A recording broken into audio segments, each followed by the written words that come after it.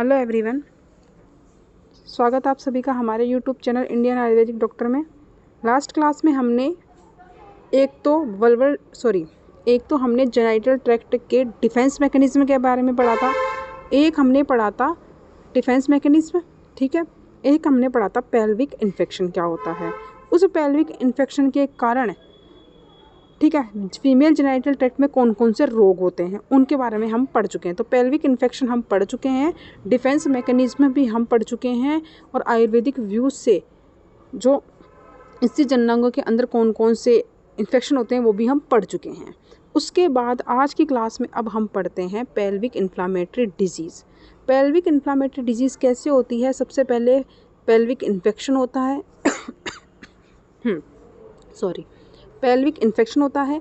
उसके बाद में उस पेल्विक इन्फेक्शन के कारण क्या होता है, फीमेल जेनिटल ट्रैक्ट में इन्फ्लामेशन होती है, जिसके कारण क्या कहा जाता है, उसे पीआईडी कहा जाता है। यह पीआईडी दो तरह की होती है, एक एक्यूट होती है, एक क्रोनिक होती है, ठीक है। एक एक्यूट होती है, एक क्रोनिक होती है, ठीक है। तो इनके अलग अलग करके हम दोनों पढ़ेंगे।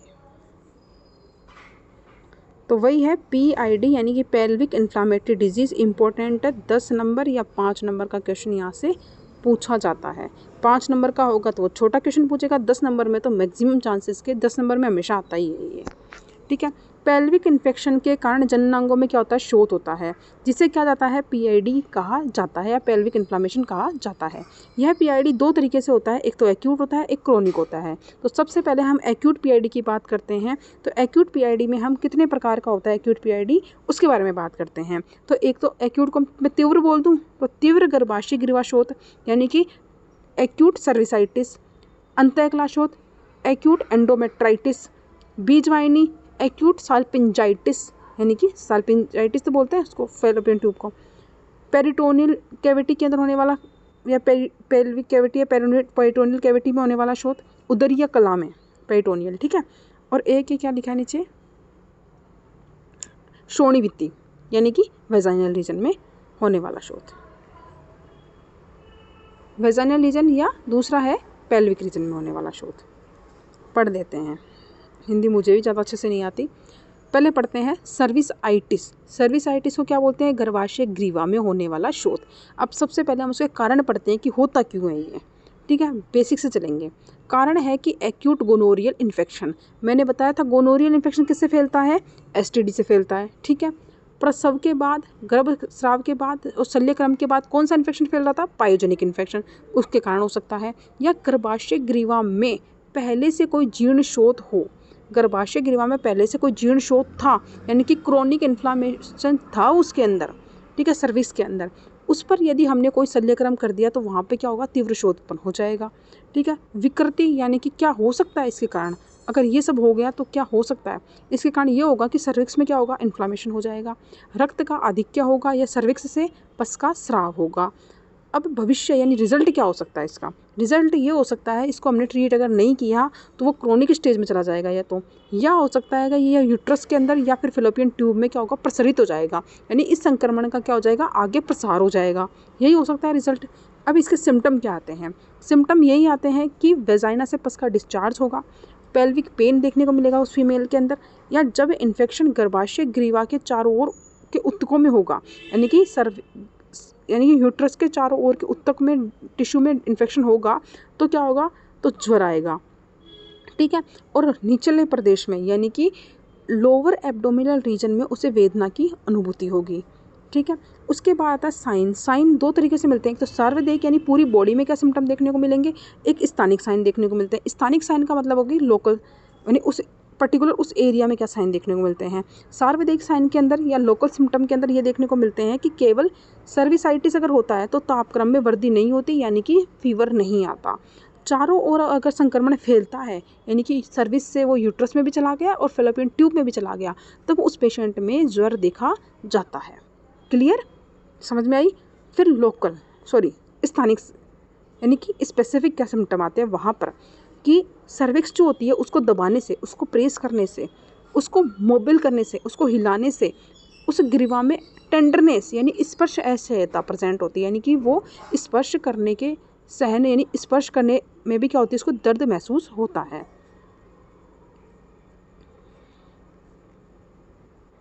नेक्स्ट, स्पेकुलम के द्वारा अगर परीक्षण करते हैं तो सर्विक्स हमें रेड दिखाई देती है, इन्फ्लाम्ड दिखाई देती है और डिस्चार्ज देखने को मिलता है। अब इसकी चिकित्सा क्या करते हैं? चिकित्सा यही है कि उस पेशेंट को बेड रेस्ट करवाओ और सेडेटिव दे दो, पेन किलर दे देते हैं, एंटीबायोटिक देते हैं। कोई भी इन्फ्लामेशन होगा तो एंटीबायोटिक्स तो जाएगी, या फिर एंटी इन्फ्लामेटरी ड्रग दे दी जाती है, या फिर एम्पिसिलिन पेनिसिलिन देंगे और वेजाइनल डस्ट देते हैं, यानी योनि का प्रक्षालन करवाते हैं। क्लियर है? वेजाइनल वॉश देते हैं, ठीक है। उसके बाद दूसरा आता है एक्यूट एंड्रोमेट्राइटिस या फिर मेट्राइटिस, यानी कि तीव्र गर्भाशय अंतकला का शोथ या गर्भाशय शोथ, ठीक है। अब एंडोमेट्रियम में अगर इन्फ्लामेशन है या एंडोमेट्रियम में अगर इन्फेक्शन है तो क्या होता है, उसके बारे में बात करते हैं। पहले कारण देख लेते हैं। तो कारण वही है, सूतिका गर्भपात के बाद कौन सा होता है? पायोजेनिक होता है। अब तो रट जाना चाहिए, इतनी बार बोल चुकी हूँ मैं। सूतिका गर्भपात बोले, शल्यक्रम बोले, डीएनसी बोले, IUCD बोले, यही होगा पायोजेनिक। सर्विक्स से क्या होगा? एक्यूट गोनोरियल इन्फेक्शन STD के कारण हो सकता है, या फिर एक्यूट मेट्राइटिस प्राय सूतिका अवस्था में या गर्भपात के बाद ही देखा जाता है। लेकिन जनरल कंडीशन जो एक्यूट मेट्राइटिस की मिलती है या फिर एक्यूट एंडोमेट्राइटिस की मिलती है वो सूतिका अवस्था में मिलती है, क्योंकि गर्भाशय शोथ जो होता है वो सूतिका अवस्था में देखने को मिलता है। परप्यूरियम पीरियड जो होता है ना, उसकी बात कर रही हूँ, या फिर जनरली गर्भपात के बाद में, ठीक है। क्योंकि इन दोनों ही कंडीशन में कहीं ना कहीं क्या होता है, ज़्यादातर क्या होता है, यूट्रस ही प्रभावित हो रहा है, ठीक है। तो उन कंडीशन में ये देखने को मिलती है वहाँ पे। विकृति क्या होगी? विकृति यही होगी, एंडोमेट्रियम क्या होगी वहाँ पर। अब अगर वहाँ पे नॉर्मल एंडोमेट्रियम थी लेकिन वहाँ पर अगर एंडोमेट्राइटिस हो गया तो क्या विकृति हो जाएगी, क्या चेंजेज हो जाएगा एंडोमेट्रियम में? वो है ये कि एंडोमेट्रियम मोटी हो जाएगी, थिक हो जाएगी, वहाँ पे रक्त का आधिक्य होगा, शोथ हो जाएगा, या पूये का क्या होगा? स्राव होगा। और अगर मेट्राइटिस है तो वहाँ पे गर्भाशय में शोथ होगा, एब्सेस भी क्या होती है? बन सकती है। अब लक्षण ज्वर आएगा, लोअर रीजन में, लोअर एब्डोमिनल रीजन में क्या होगा? पेन होगा, वेजाइना से पस और ब्लड का क्या होता है? डिस्चार्ज होता है। नेक्स्ट है साइन। साइन यही है कि सार्वजनिक लक्षण प्रेजेंट होंगे, संक्रमण के जो भी लक्षण होते हैं, ज्वर आना और पेन होना, वो सब प्रेजेंट होंगे। लोअर एब्डोमिनल रीजन में क्या होगी? स्पर्श असहजता होगी, टेंडरनेस होगी और यूट्रस जो होगा वो बल्कि दिखाई देगा। चिकित्सा वही, सबकी चिकित्सा सेम है, ये अच्छी बात है कि सबकी चिकित्सा सेम है, सबके कारण भी क्या है? सेम है। अपने को पता है पायोजेनिक गोनोरियल किसके कारण होता है, वो कारण लिखने हैं, और बस विकृति अलग चलती है और रिजल्ट अलग चलते हैं थोड़े, ठीक है। तो वही है, बेड रेस्ट करवाना है, एम्पिसिलिन देंगे, पेनिसिलिन देंगे, एंटीबायोटिक देंगे और योनि प्रक्षालन करवा देते हैं। उसके बाद आता है तीव्र बीज वाहिनी शोथ, यानी कि एक्यूट साल्पिंजाइटिस, इंपॉर्टेंट है ये, ठीक है, ध्यान से पढ़ना थोड़ा।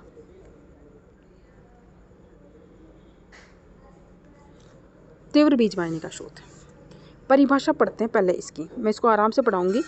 यह फेलोपियन ट्यूब का एक्यूट शोथ है जो कि प्रायः दोनों ओर की बीजवाहिनियों में पाया जाता है, ठीक है।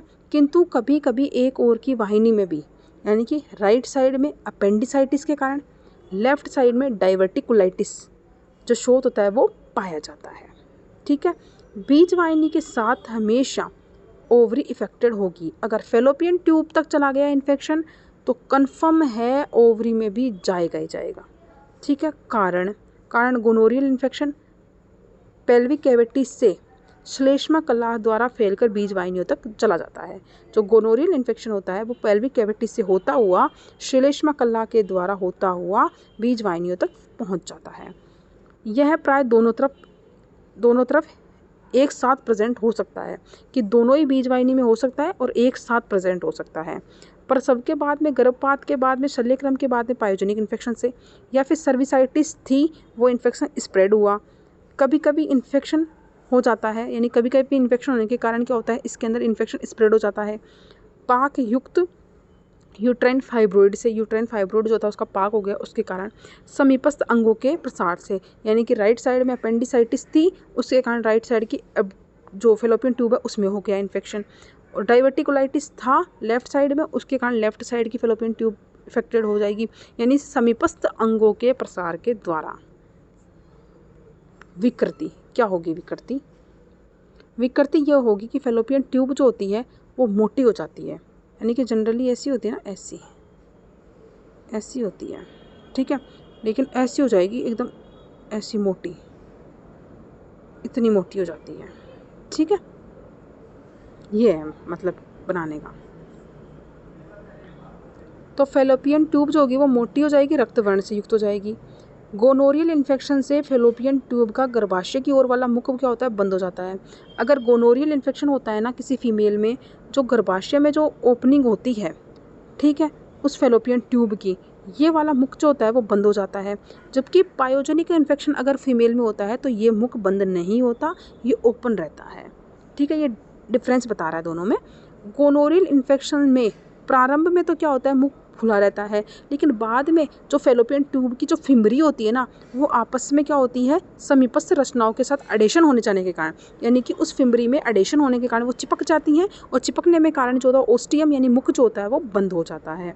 तीव्र बीजवाहिनी शोथ में ओस्टियम से, इस ओस्टियम से क्या होता है, तीव्र बीजवाहिनी यानी एक्यूट साल्पिंजाइटिस में इस ओस्टियम से किसका स्राव होता है, लसिका का, लिम्फेटिक का, पूय का, रक्त का स्राव निकलता रहता है। अब क्या होता है, भविष्य क्या होगा इसका भविष्य ये होगा, यानी कि अगर रिजल्ट क्या होगा, अगर बाहर नहीं होगा तो रोग की निवृत्ति हो जाती है, अगर पस बाहर आ जाती है तब तो, या फिर जलीय बीजवाहिनी की हाइड्रोसाल्पिन्स भी बन जाएगी, यानी कि पानी डालने से जो फूलकर इतनी मोटी हो जाती है ना वैसी, यानी कि बीजवाहिनी फूलकर बहुत मोटी हो जाएगी, मैंने बताया था ना इतनी मोटी हो जाएगी, ठीक है।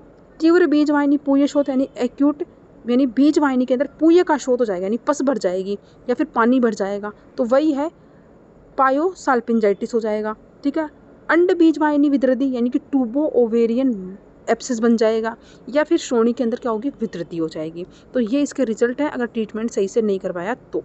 गोनोरियल इन्फेक्शन जो होता है ना वो मेनली जनरली अपने आप ही होता है 2 से 3 दिन बाद खत्म हो जाता है। स्ट्रेप्टोकोकस वर्षों तक रहता है, तब बार बार क्या करता है, इन्फेक्शन करता रहता है। लेकिन गोनोरियल इन्फेक्शन में फैलोपियन ट्यूब के अंतःकला का शोथ, अंतःकला का, फैलोपियन ट्यूब की जो अंतःकला जो होती है उसका शोथ और स्राव का संचय विशेष लक्षण होता है, यानी कि स्राव का करेक्शन हो जाता है और अंतःकला का शोथ देखने को मिलता है। और फैलोपियन ट्यूब की जो मांसपेशीय स्तर उतना प्रभावित नहीं होता, यानी कि फैलोपियन ट्यूब जो होती है उसकी अंतःकला ही प्रभावित होती है, उसका मांसपेशीय स्तर, यानी कि ये इन्फेक्शन डीपर तक नहीं जाता, ठीक है। गोनोरियल इन्फेक्शन की बात हो रही है, और ये जनरली 2 से 3 वीक बाद में स्वतः ही क्या होता है, ठीक हो जाता है।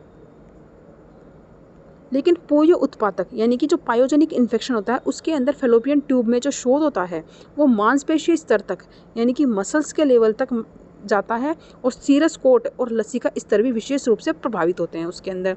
सिम्टम की अगर बात करते हैं, ठंड के साथ में क्या आएगी, फीवर आएगी, फीवर विद चिल्स आएगी, और लोअर रीजन में क्या होगा, पेन मिलेगा, वोमिटिंग देखने को मिलेगी, और मेंस्ट्रुअल एब्नॉर्मलिटी देखने को मिलती है, और वेजाइनल डिस्चार्ज देखने को मिलेगा। साइन सार्वधिक लक्षण अधिक नहीं आते, किंतु नाड़ी जो होती है, पल्स जो होती है वो फीमेल की तीव्र हो जाती है, यानी फास्ट हो जाती है। लोअर एब्डोमिनल में कठोर यानी एकदम सॉलिड और स्पर्श असहजता रहेगी, यानी कि हाथ नहीं लगाया जा सकता, यानी टेंडरनेस रहेगी। यह बीजवाहिनी ट्यूबल पॉइंट पर पाई जाती है, जिस पॉइंट पर बीजवाहिनी होती है ना, ये उस पॉइंट पर पाई जाती है। स्पर्श असहजता और कठोरता में फील होगी अगर हम प्रेस करेंगे उसको अपने हाथ से तो। वेजाइनल एग्जामिनेशन में क्या होगा, योनि से या ग्रीवा से क्या होता है, पस का डिस्चार्ज देखने को मिलेगा। प्रारंभ में योनि क्या होगी, उष्ण रहेगी, और सभी फोर्निक्स में क्या होगी, स्पर्श असहजता मिलती है। वेजाइना के जो फोर्निक्स होते हैं उनमें स्पर्श असहजता देखने को मिलेगी। इन्वेस्टिगेशन की अगर बात करते हैं तो टीएलसी, सीधी सी बात है, इन्फेक्शन होता है तो टीएलसी क्या मिलता है, ज़्यादा मिलता है। और इन्फेक्शन की जाँच के लिए योनि का ऊर्ध्व भाग गर्भाशय गिरवा से स्वैप करके लेकर करना चाहिए, ठीक है, यानी कि स्वैप से पेप्सी स्मीयर टेस्ट करते हैं। या फिर एक हम टेस्ट पढ़ेंगे हिस्टोसाल्पिंजाइटिस, नहीं हिस्टोसाल्पिंजाइटिस थोड़ी है, एक साल्पिंजोग्राफी, हाँ हिस्टीरोसाल्पिंजोग्राफी, ये टेस्ट पढ़ेंगे, उसके अंदर हम और अच्छे से डिटेल के बारे में इसके पढ़ लेंगे। चिकित्सा वो मेनली साल्पिंजाइटिस के लिए किया जाता है, ठीक है। पेप्सी स्मीयर भी है, वो इन्हीं की जांच के लिए होता है। बेड रेस्ट करवाना है, एम्पिसिलिन 500 mg की मात्रा में देना है उसको 3 दिन तक, जेंटामाइसिन देना है 600 mg की मात्रा में, IM देनी है, दिन में 3 बार देनी है, ठीक है। इंजेक्शन भी ले सकते हैं और ओरली भी दिया जा सकता है। ओरली देंगे तो 600 mg की मात्रा में जेंटामाइसिन दी जाती है, दिन में 3 बार दी जाती है। उसके बाद में सेडेटिव दे सकते हैं, पेन किलर देंगे। मल त्याग करते समय मृदु विरेचक औषधियों का प्रयोग करवाएंगे, जिससे क्या हो, लिक्विड स्टूल क्या करे, पेशेंट पास आउट करे। एक्यूट कंडीशन अगर है तो उसमें योनि प्रक्षालन हमें नहीं करवाना है। अगर एक्यूट कंडीशन है तो वेजाइनल जो वॉश होता है वो नहीं करवाना होता है। जहाँ श्रोणि विदृति या पोये युक्त नलिका बन गई है, ऐसे रोगियों में उपरोक्त चिकित्सा लाभ होता है। रोगी की नाड़ी की गति, WBC काउंट, टेम्परेचर में सुधार है, ये चेक करते रहना है। और लाभ अगर नहीं है तो सीधी सी बात है, हिस्टेक्टोटोमी करके उसको यूट्रस को, फेलोपियन ट्यूब को रिमूव कर देना है। ठीक है, अब आता है, ये तो थी हमारी एक्यूट। एक्यूट के बाद में पढ़ते हैं हम क्रोनिक पेल्विक इन्फ्लामेटरी डिजीज़। परिभाषा वही है कि अपर जेनिटल ट्रैक्ट में ग्रसित करने वाला एक जीर्ण शोथ होता है, यानी क्रोनिक इन्फ्लामेशन होता है जो कि अपर जेनिटल ट्रैक्ट को ग्रसित करता है। अब ये होता कैसे है, इसकी दो कंडीशन होती है। पहली बात तो ये है कि एक्यूट शोथ था, उसको क्या किया हमने, ट्रीट नहीं किया ढंग से, तो वो क्या किस में बदल गया, क्रोनिक में बदल गया। ठीक है, पहली कंडीशन। दूसरी कंडीशन ये है कि संक्रमण होता है, इन्फेक्शन होता है, फिर से ही हो जाता है, इन्फेक्शन होता है, फिर से होता है, तो बार बार इन्फेक्शन के कारण क्या होता है, क्रोनिक होता है। तो इन दो कंडीशन के कारण होता है। तो पहला वही है, एक्यूट शोथ के परिणाम स्वरूप होता है। और जब एक्यूट शोथ के बाद जब शुरुआती उपचार में देर हो जाती है या अपर्याप्त उपचार करवाते हैं हम एक्यूट के बाद में, उसके कारण हो सकता है। कम मात्रा में बार बार संक्रमण होने के बाद, यानी कम मात्रा में होता है लेकिन बार बार संक्रमण अगर होता है तो वो किस में जाएगी, वो क्रोनिक कंडीशन चली जाएगी। और या फिर अक्षमाजन्य संक्रमण, ट्यूबरक्लोसिस का जो इन्फेक्शन होता है उसके कारण होता है। टाइप वही सर्विसाइटिस हम पढ़ के आए हैं, अब उनके वो क्रोनिक कंडीशन बना देंगे उनको, जैसे कि क्रोनिक सर्विसाइटिस है, क्रोनिक एंडोमेट्राइटिस है, क्रोनिक साल्पिंजाइटिस है, क्रोनिक पेरीमेट्राइटिस है, या पेल्विक ट्यूबरक्लोसिस है।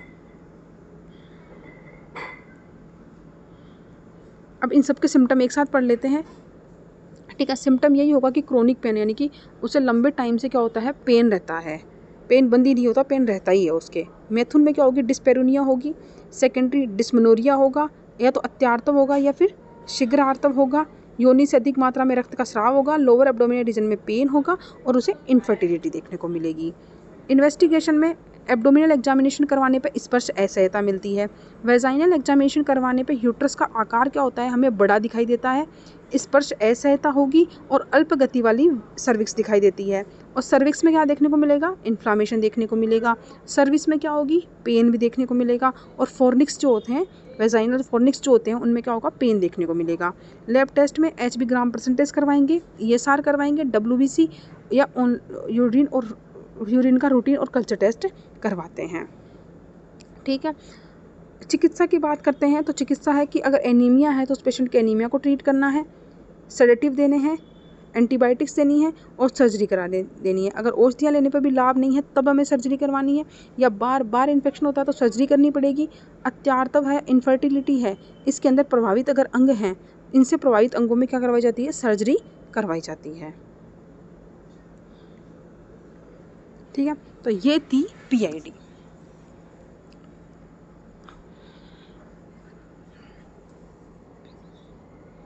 बाकी पढ़ते हैं नेक्स्ट क्लास में। ओके।